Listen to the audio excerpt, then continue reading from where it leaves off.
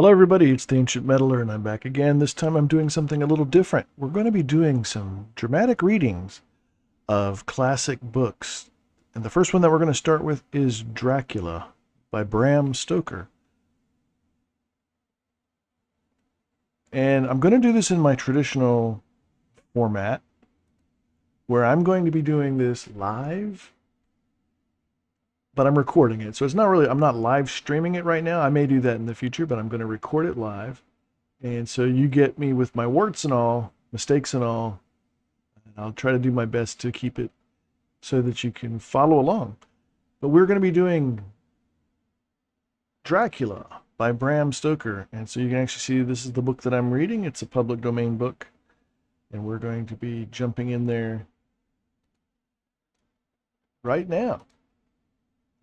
This is Dracula by Bram Stoker. How these papers have been placed in sequence will be made manifest in the reading of them. All needless matters have been eliminated, so that a history almost at variance with the possibilities of later-day belief may stand forth as simple fact. There is throughout no statement of past things wherein memory may err, for all the records chosen are exactly contemporary, given from the standpoints and within the range of knowledge of those who made them. Chapter 1. Jonathan Harker's Journal, kept in shorthand. 3 May. Bistritz. Left Munich at 8:35 p.m. On 1st May, arriving at Vienna early next morning. Should have arrived at 6:46, but train was an hour late. Budapest seems a wonderful place, from the glimpse which I got of it from the train and the little I could walk through the streets. I feared to go very far from the station, as we had arrived late and would start as near the correct time as possible. The impression I had was that we were leaving the west and entering the east, the most western of splendid bridges over the Danube, which is here of noble width and depth, took us among the traditions of Turkish rule.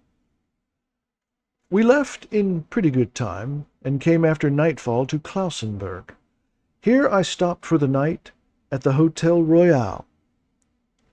I had for dinner, or rather supper, a chicken done up some way with red pepper, which was very good, but thirsty. Memo. Get recipe for Mina. I asked the waiter, and he said it was called paprika Händel, and that as it was a national dish, I should be able to get it anywhere along the Carpathians. I found my smattering of German very useful here. Indeed, I don't know how I should be able to get on without it. Having had some time at my disposal when in London, I had visited the British Museum, and made search among the books and maps in the library regarding Transylvania. It had struck me that some foreknowledge of the country could hardly fail to have some importance in dealing with a nobleman of that country. And I actually made a little map to go with this.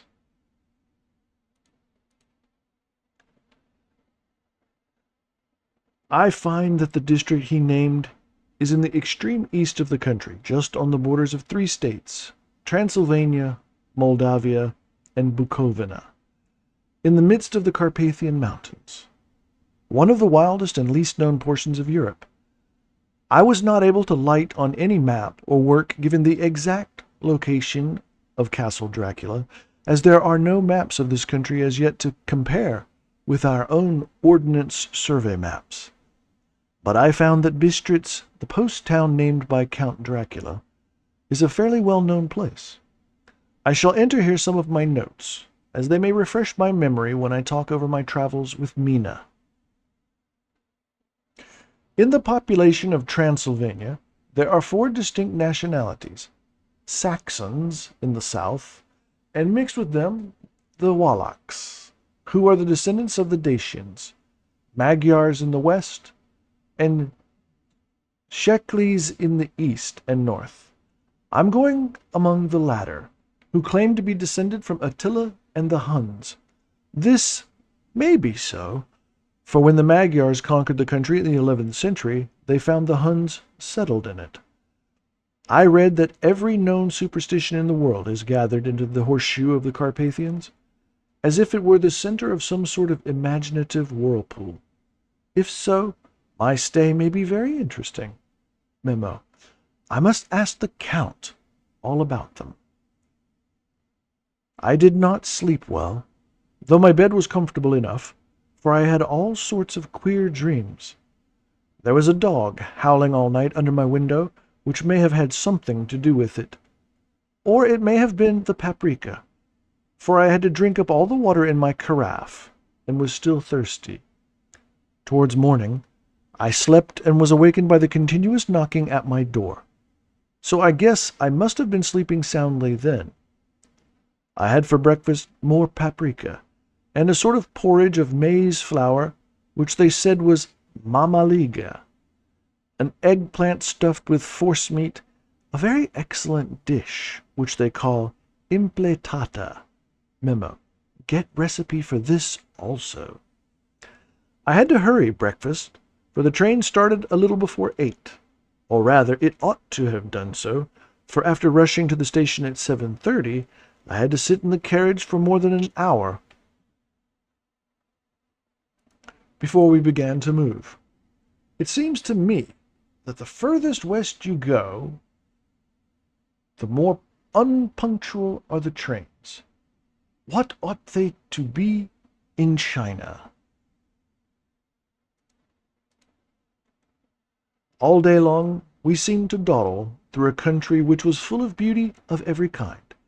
Sometimes we saw little towns or castles on the top of steep hills, such as we see in old missals. Sometimes we ran by rivers and streams which seemed from the wide stony margin on each side of them to be subject to great floods. It takes a lot of water, and running strong, to sweep the outside edge of a river clear. At every station there were groups of people, sometimes crowds, and in all sorts of attire. Some of them were just like the peasants at home, or those I saw coming through France and Germany, with short jackets and round hats, and homemade trousers. But others were very picturesque. The women looked pretty, except when you got near them, but they were very clumsy about the waist. They had all full white sleeves of some kind or another, and most of them had big belts with a lot of strips of something fluttering from them like the dresses in a ballet. But the corsets there were petticoats under them. The strangest figures we saw were the Slovaks, who were more barbarian than the rest, with their big cowboy hats, great baggy, dirty white trousers, white linen shirts, and enormous, heavy leather belts, nearly a foot wide, all studded over with brass nails. They wore high boots with their trousers tucked into them, and had long black hair and heavy black mustaches. They are very picturesque, but do not look prepossessing. On the stage they would be set down at once as some old Oriental band of brigands. They are, however, I am told, very harmless and rather wanting in natural self-assertion. It was on the dark side of twilight when we got to Bistritz, which is a very interesting old place, being practically on the frontier, for the Borgo Pass leads from it into Bukovina. It has had a very stormy existence, and it certainly shows marks of it.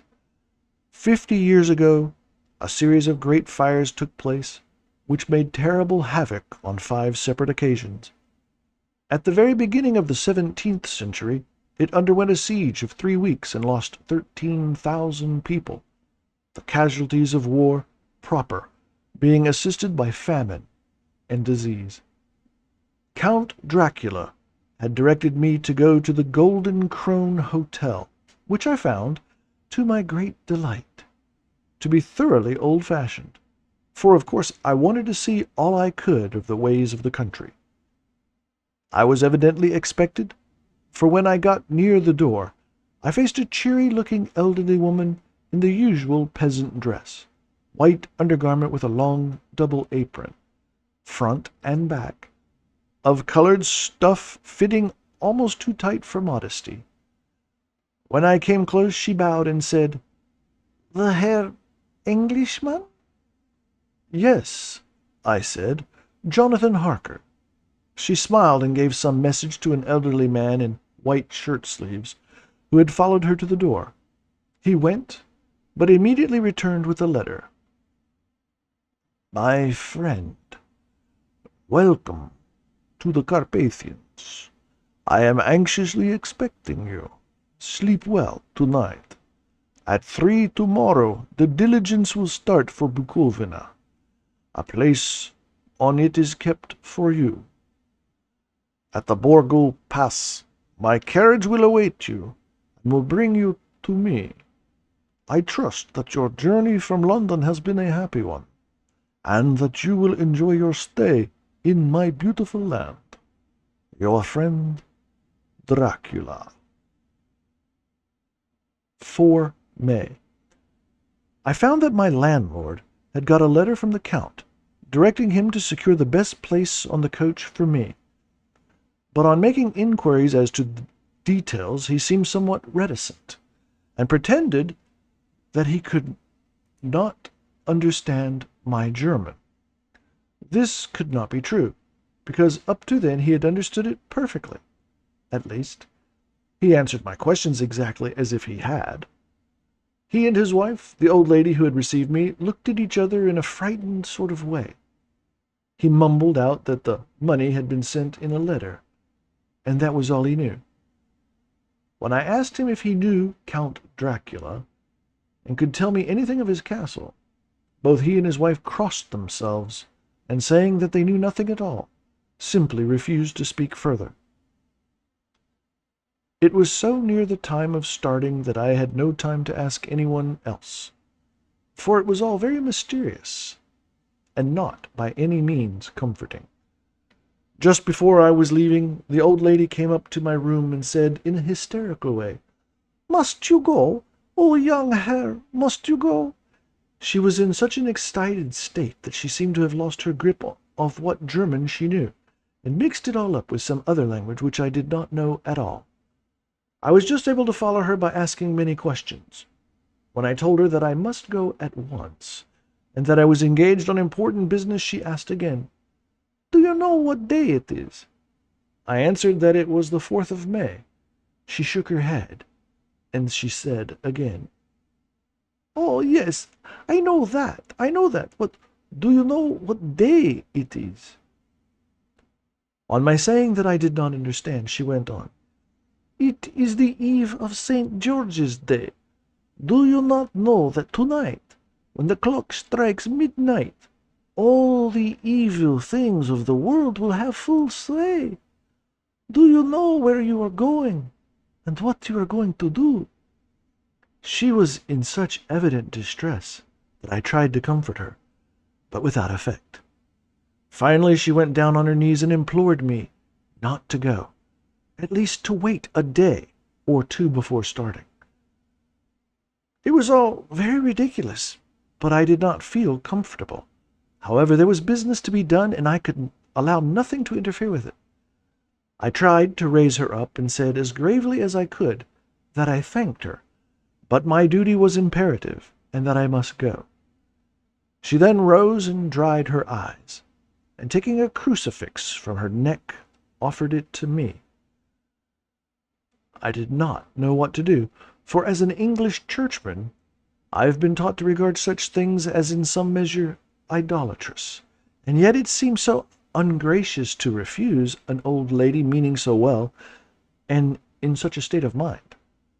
She saw, I suppose, the doubt in my face, for she put the rosary around my neck and said, "For your mother's sake," and went out of the room.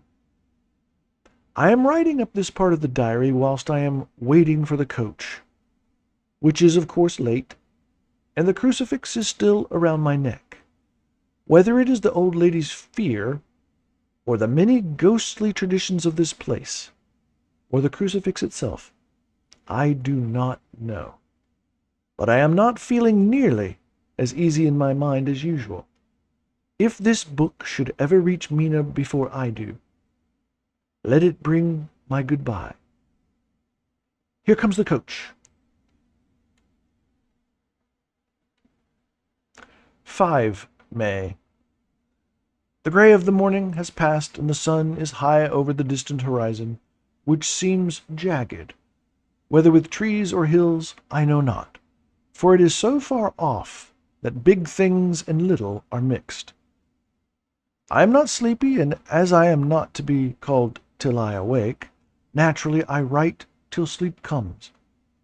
There are many odd things to put down, and lest whose reads them may fancy that I dined too well before I left Bistritz. Let me put down my dinner exactly. I dined on what they call robber steak, bits of bacon, onion, and beef, seasoned with red pepper and strung on sticks, and roasted over the fire, in simple style of the London cat's meat. The wine was golden Mediache, which produces a queer sting on the tongue, which is, however, not disagreeable. I had only a couple of glasses of this and nothing else.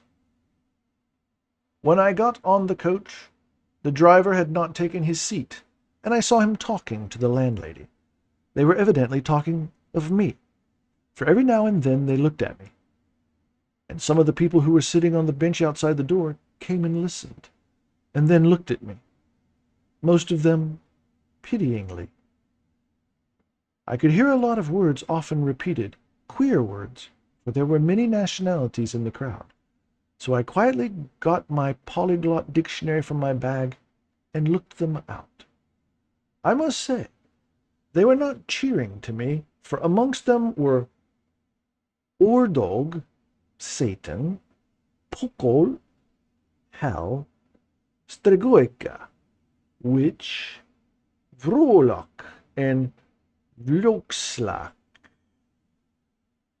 Both mean the same thing, one being Slovak and the other Serbian, for something that is either werewolf or vampire. Memo. I must ask the Count about these superstitions. When we started, the crowd round the inn door, which had by this time swelled to considerable size, all made the sign of the cross and pointed 2 fingers toward me. With some difficulty I got a fellow passenger to tell me what they meant. He would not answer at first, but on learning that I was English, he explained that it was a charm or guard against the evil eye. This was not very pleasant for me, just starting for an unknown place to meet an unknown man. But everyone seemed so kind-hearted, and so sorrowful, and so sympathetic, that I could not be touched. I shall never forget the last glimpse which I had of the inn yard and its crowd of picturesque figures, all crossing themselves as they stood round the wide archway with its background of rich foliage of oleander and orange trees in green tubs clustered in the center of the yard. Then our driver, whose wide linen drawers covered the whole front of the box seat, Gotcha, they called them, cracked his big whip over his 4 small horses, which ran abreast, and we set off on our journey.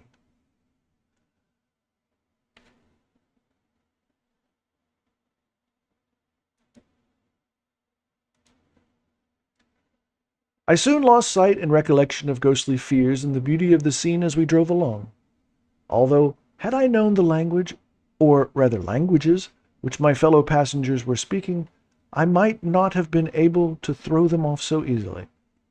Before us lay a green sloping land, full of forests and woods, with here and there steep hills crowned with clumps of trees or with farmhouses, the blank gable end to the road. There was everywhere a bewildering mass of fruit blossom, apple, plum, pear, cherry, and as we drove by, I could see the green grass under the trees spangled with the fallen petals.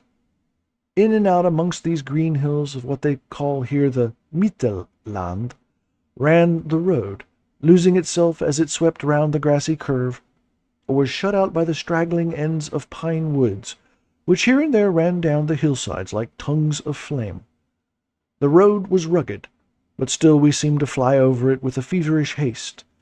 I could not understand then what the haste meant, but the driver was evidently bent on losing no time in reaching Borgo Pass. I was told that this road is in summer-time excellent, but that it had not yet been put in order after the winter snows.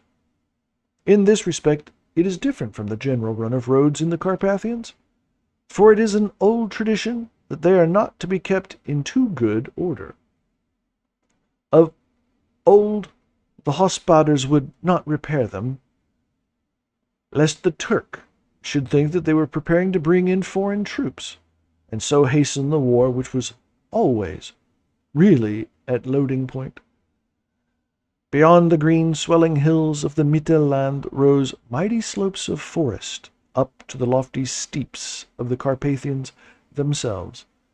Right and left of us they towered, with the afternoon sun falling full upon them and bringing out all the glorious colors of this beautiful range, deep blue and purple, in the shadows of the peaks, green and brown where grass and rock mingled, and an endless perspective of jagged rocks and pointed crags, till these were themselves lost in the distance, where the snowy peaks rose grandly. Here and there seemed mighty rifts in the mountains, through which, as the sun began to sink, we saw now and again the white gleam of falling water. One of my companions touched my arm as we swept round the base of a hill, and opened up the lofty snow-covered peak of a mountain, which seemed, as we wound on our serpentine way, to be right before us. "Look, isten Zek, God's seat!" And he crossed himself reverently. As we wound on our endless way, and the sun sank lower and lower behind us, shadows of the evening began to creep around us. This was emphasized by the fact that the snowy mountain-top still held the sunset, and seemed to glow out with a delicate, cool pink. Here and there we passed Czechs and Slovaks, all in picturesque attire, but I noticed that gout was painfully prevalent. By the roadside were many crosses, and as we swept by, my companions all crossed themselves. Here and there was a peasant man or woman kneeling before a shrine, who did not even turn around as we approached, but seemed in the self-surrender of devotion to have neither eyes nor ears for the outer world. There were many things new to me, for instance, hay-ricks in the trees, and here and there very beautiful masses of weeping birch, their white stems shining like silver through the delicate green of the leaves. Now and again we passed a Leiterwagen, the ordinary peasant's cart, with its long snake-like vertebra, calculated to suit the inequalities of the road. On this were sure to be seated quite a group of homecoming peasants, the Czechs with their whites, and the Slovaks with their colored sheepskins, the latter carrying lance-fashion their long staves with axe at hand. As the evening fell, it began to get very cold, and the growing twilight seemed to merge into one dark mistiness the gloom of the trees, oak, beech, and pine, though in the valleys which ran deep between the spurs of the hills, as we ascended through the pass, the dark firs stood out here and there against the background of late-lying snow. Sometimes, as the road was cut through the pine woods that seemed in the darkness to be closing down upon us, great masses of grayness, which here and there bestrewed the trees, produced a peculiarly weird and solemn effect, which carried on the thoughts and grim fancies engendered earlier in the evening, when the falling sunset threw into strange relief the ghost-like clouds which among the Carpathians seemed to wind ceaselessly through the valleys. Sometimes the hills were so steep that, despite our driver's haste, the horses could only go slowly. I wished to get down and walk up them, as we do at home, but the driver would not hear of it. "No, no," he said. "You must not walk here. The dogs are too fierce." And then he added, with what he evidently meant for grim pleasantry, for he looked round to catch the approving smile of the rest, "And you may have enough of such matters before you go to sleep." The only stop he could make was a moment's pause to light his lamps. When it grew dark, there seemed to be some excitement among the passengers, and they kept speaking to him, one after the other, as though urging him to further speed. He lashed the horses unmercifully with his long whip, and with wild cries of encouragement urged them on to further exertions. Then through the darkness I could see a sort of patch of grey light ahead of us, as though there were a cleft in the hills. The excitement of the passengers grew greater. The crazy coach rocked on its great leather springs and swayed like a boat tossed on a stormy sea. I had to hold on. The road grew more level, and we appeared to fly along. Then the mountains seemed to come nearer to us on each side, and to frown down upon us. We were entering on the Borgo Pass. One by one, several of the passengers offered me gifts, which they pressed upon me with earnestness which would take no denial. These were certainly of an odd and varied kind, but each was given in simple good faith, with a kindly word and a blessing, and that same strange mixture of fear, meaning movements which I had seen outside the hotel at Bistritz, the sign of the cross, and the guard against the evil eye. Then as we flew along, the driver leaned forward, and on each side the passengers, craning over the edge of the coach, peered eagerly into the darkness. It was evident that something very exciting was either happening or expected, but though I asked each passenger, no one would give me the slightest explanation. The state of excitement kept on for some little time, and at last we saw before us the pass opening out on the eastern side. There were dark, rolling clouds overhead, and in the air the heavy, oppressive sense of thunder. It seemed as though the mountain range had separated two atmospheres, and that now we had got into the thunderous one. I was now myself looking out for the conveyance which was to take me to the Count. Each moment I expected to see the glare of lamps through the blackness, but all was dark. The only light was the flickering rays of our own lamps, in which the steam from our hard-driven horses rose in a white cloud. We could see now the sandy road lying white before us, but there was on it no sign of a vehicle. The passengers drew back with a sigh of gladness, which seemed to mock my own disappointment. I was already thinking what I had best do, when the driver, looking at his watch, said to the others something which I could hardly hear. It was spoken of quietly and in so low a tone. I thought it was an hour less than the time. Then turning to me, he spoke in German, worse than my own. "There is no carriage here. The Herr is not expected after all. He will come now on to Bukovna, and return tomorrow or the next day. Better the next day." Whilst he was speaking, the horses began to neigh and snort and plunge wildly, so that the driver had to hold them up. Then, amongst a chorus of screams from the peasants, and a universal crossing of themselves, a calèche with 4 horses drove up behind us, overtook us, and drew up beside the coach. I could see from the flash of our lamps as the rays fell on them that the horses were coal-black and splendid animals. They were driven by a tall man with a long brown beard and a great black hat, which seemed to hide his face from us.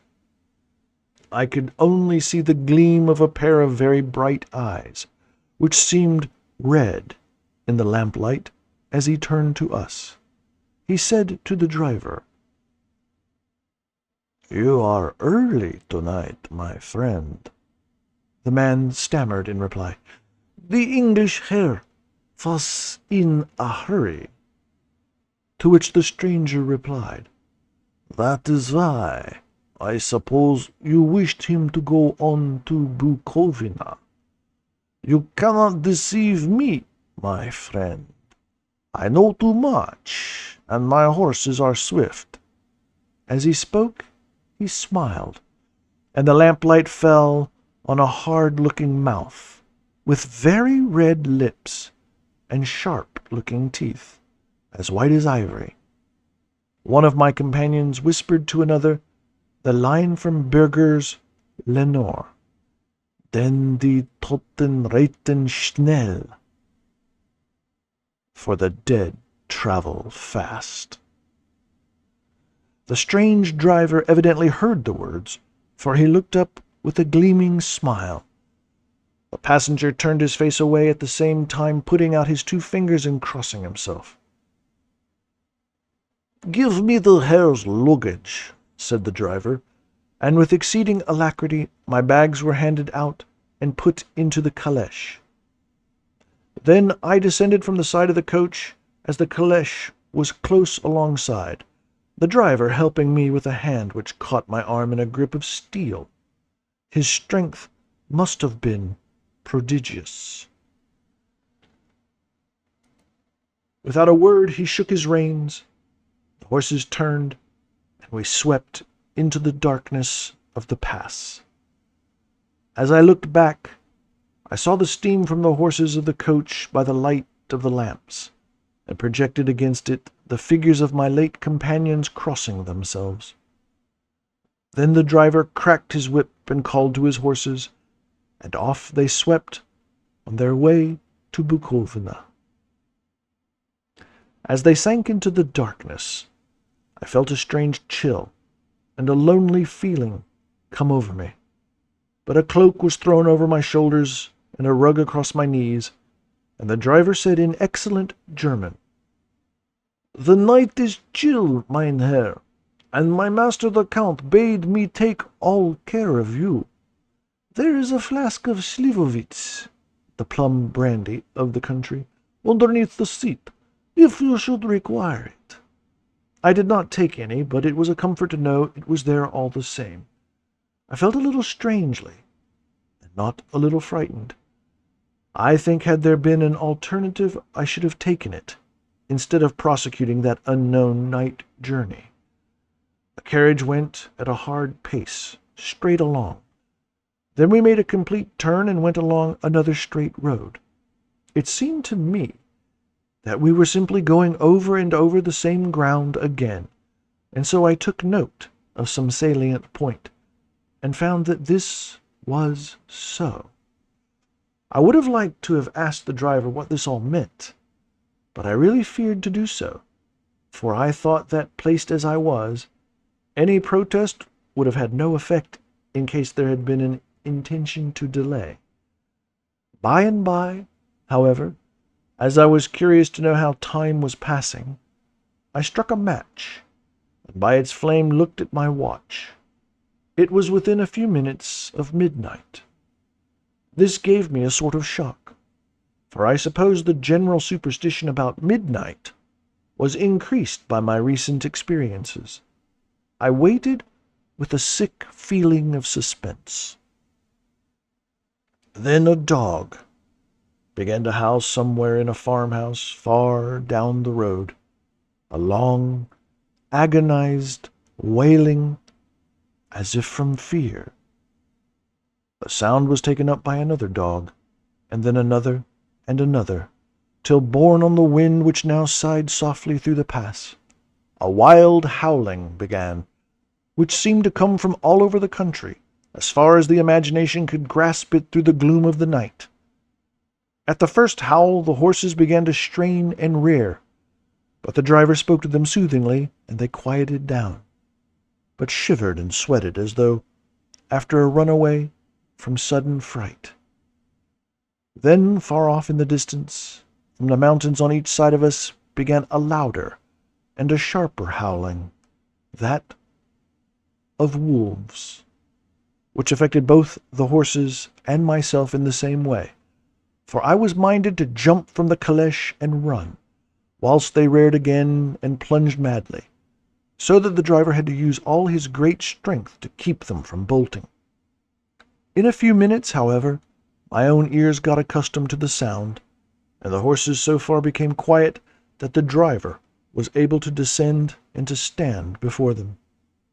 He petted and soothed them, and whispered something in their ears, as I have heard of horse-tamers doing, and with extraordinary effect, for under his caresses they became quite manageable again, though they still trembled. The driver again took his seat, and shaking his reins, started off at a great pace. This time, after going to the far side of the pass, he suddenly turned down a narrow roadway which ran sharply to the right. Soon we were hemmed in with trees, which in places arched right over the roadway till we passed as through a tunnel. And again great frowning rocks guarded us boldly on either side. Though we were in shelter, we could hear the rising wind, for it moaned and whistled through the rocks, and the branches of the trees crashed together as we swept along. It grew colder, and colder still, and fine powdery snow began to fall, so that soon we and all around us were covered with a white blanket. The keen wind still carried the howling of the dogs, though this grew fainter as we went on our way. The baying of the wolves sounded nearer and nearer, as though they were closing round on us from every side. I grew dreadfully afraid, and the horses shared my fear. The driver, however, was not in the least disturbed. He kept turning his head to left and to right, but I could not see anything through the darkness. Suddenly, away on our left, I saw a faint flickering blue flame. The driver saw it at the same moment.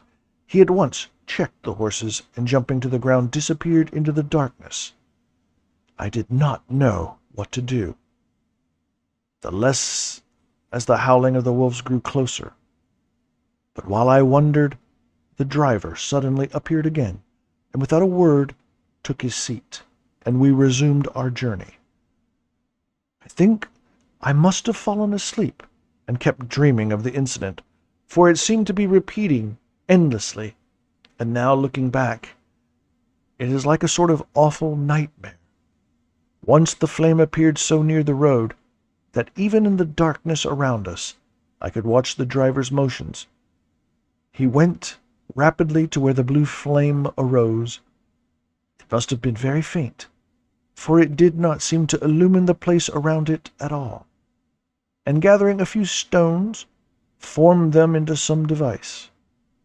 Once there appeared a strange optical effect. When he stood between me and the flame, he did not obstruct it, for I could see its ghostly flicker all the same.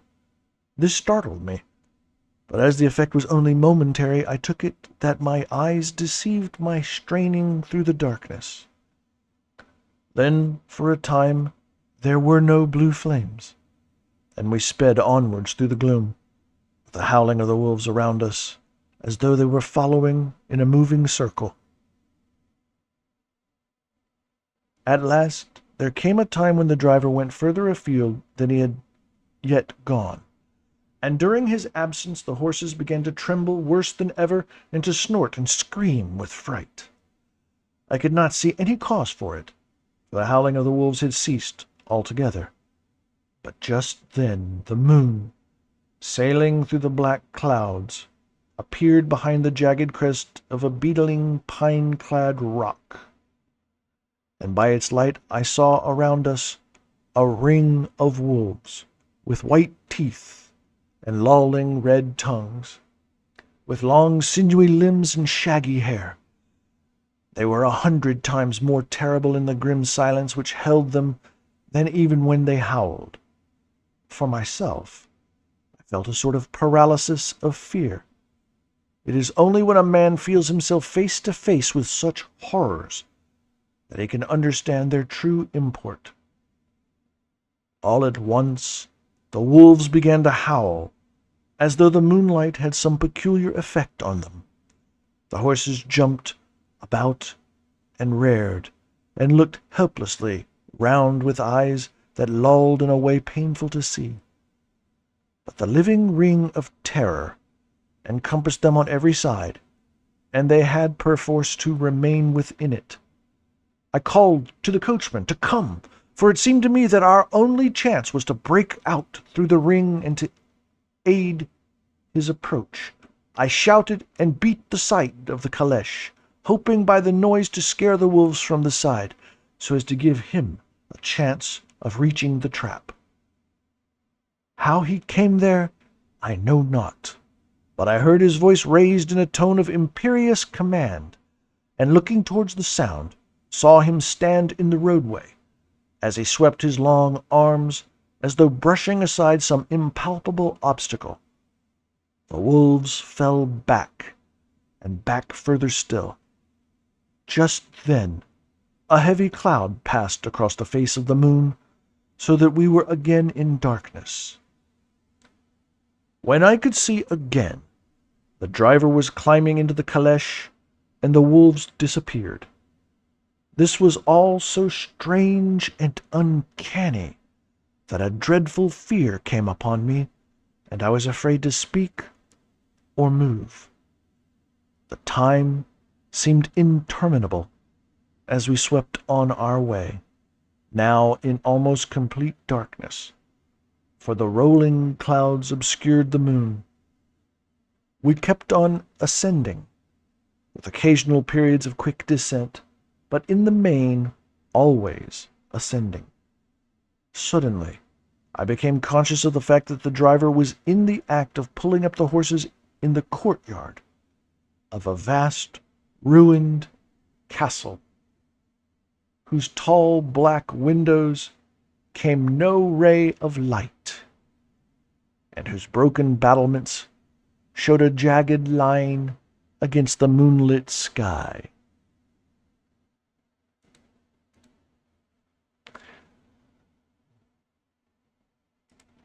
And that is the end of Chapter 1. I hope you enjoyed that. Please like the video if you want more of this. Subscribe to the channel so you can catch this whenever it comes out. And ring the bell for notifications so that you don't miss out on finding out when I put out the next chapter. I'm going to try to do this 3 days a week. So this is like Sunday night. Probably do something maybe Wednesday or Tuesday or Thursday or something like that. I haven't got the schedule figured out yet, but I'll be putting out every few days. I'll be putting out the next chapter. So again, this is The Ancient Meddler, and this is Dracula by Bram Stoker. That was Chapter 1. Thank you for listening, and I look forward to seeing you guys next time. Out of here.